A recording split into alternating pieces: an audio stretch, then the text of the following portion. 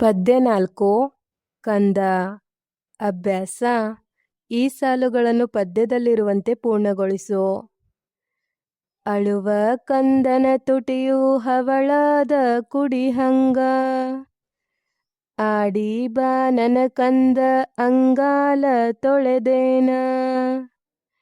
ಕೂಸು ಇದ್ದ ಮನಿಗೆ ಬೀಸಣಿಗೆ ಆತಕ, ಕಂದಾನ ಕಿರಿಕಿರಿ ಇಂದೇನು ಹೇಳಲಿ. ಒಂದು ವಾಕ್ಯದಲ್ಲಿ ಉತ್ತರಿಸು. ತಾಯಿಯು ಕಂದನ ಅಂಗಾಲನ್ನು ಯಾವುದರಿಂದ ತೊಳೆಯುವುದಾಗಿ ಹೇಳುತ್ತಾಳೆ?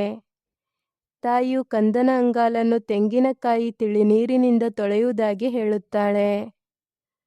ಅಳುವ ಕಂದನ ತುಟಿಯನ್ನು ಯಾವುದಕ್ಕೆ ಹೋಲಿಸಲಾಗಿದೆ? ಅಳುವ ಕಂದನ ತುಟಿಯನ್ನು ಹವಳದ ಕುಡಿಗೆ ಹೋಲಿಸಲಾಗಿದೆ. ಅಳುವ ಕಂದನ ಕಣ್ಣೋಟ ಹೇಗಿರುತ್ತದೆ? ಅಳುವ ಕಂದನ ಕಣ್ಣೋಟ ಶಿವನ ಕೈಯಲ್ಲಿನ ಕತ್ತಿಯಂತೆ ಹೊಳೆಯುತ್ತಿರುತ್ತದೆ. ಮಗು ಏನನ್ನು ತಂದು ನಿಲ್ಲಿಸೆಂದು ಕೇಳುತ್ತದೆ? ಮಗು ಸಂಜೆಯ ಚಂದ್ರನನ್ನು ತಂದು ನಿಲ್ಲಿಸೆಂದು ಕೇಳುತ್ತದೆ. 2-3 ವಾಕ್ಯ. ಕೂಸು ಇದ್ದ ಮನೆಗೆ ಬೀಸಣಿಗೆ ಬೇಡ ಏಕೆ? ಕೂಸು ಮನೆಯ ಒಳಗೆ ಹೊರಗೆ ಓಡಾಡುತ್ತಿದ್ದರೆ ಮನೆಯಲ್ಲಿ ಗಾಳಿ ಬೀಸಿದಂತಾಗುತ್ತದೆ. ಆದ್ದರಿಂದ ಕೂಸು ಇದ್ದ ಮನೆಗೆ ಬೀಸಣಿಗೆ ಬೇಡ. ಆಡಿ ಬರುವ ಕಂದನನ್ನು ತಾಯಿ ಹೇಗೆ ಉಪಚರಿಸುವಳು? ಆಡಿ ಬರುವ ಕಂದನ ಅಂಗಾಲನ್ನು ಹಾಗೂ ಬಂಗಾರದಂತಹ ಮುಖವನ್ನು ತೆಂಗಿನಕಾಯಿ ತಿಳಿನೀರಿನಿಂದ ತೊಳೆದು ತಾಯಿ ಉಪಚರಿಸುವಳು. ಸಾಮರ್ಥ್ಯಾಧಾರಿತ ಚಟುವಟಿಕೆ. ತಪ್ಪುಗಳನ್ನು ಸರಿಪಡಿಸಿ ಬರೆ. ಬೀಸಣಿಗೆ ಗಾಳಿ ಸುಳಿದವ, ಬೀಸಣಿಗೆ ಗಾಳಿ ಸುಳಿದಾವ. ಕುಡಿಹುಬ್ಬು ಬೇವಿನೆಸಳಂಗ, ಕುಡಿಹುಬ್ಬು ಬೇವಿನೆಸಳಂಗ. ಚಂದಮನ ತಂದು ನಿಲ್ಲಿಸೆಂದ, ಚಂದ್ರಮನ ತಂದು ನಿಲ್ಲಿಸೆಂದ. ಈ ಸಾಲುಗಳನ್ನು ನಕಲು ಮಾಡು. ಆಡಿ ಬಾ ನನ್ನ ಕಂದ ಅಂಗಾಲ ತೊಳೆದೇನ, ಆಡಿ ಬಾ ನನ್ನ ಕಂದ ಅಂಗಾಲ ತೊಳೆದೇನ. ಕುಡಿಹುಬ್ಬು ಬೇವಿನೆಸಳಂಗ, ಕುಡಿಹುಬ್ಬು ಬೇವಿನೆಸಳಂಗ. ಕಂದ ಪದ್ಯದಲ್ಲಿ ಒತ್ತಕ್ಷರಗಳಿರುವ ಪದಗಳನ್ನು ಬರೆ.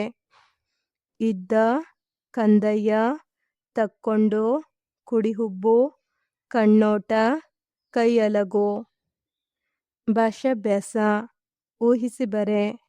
ಮಗು ಏಕೆ ನಗುತ್ತಿರಬಹುದು? ಮಗು ಕೈಯಲ್ಲಿರುವ ಐಸ್ ಕ್ರೀಮ್ ನೋಡಿ ನಗುತ್ತಿರಬಹುದು.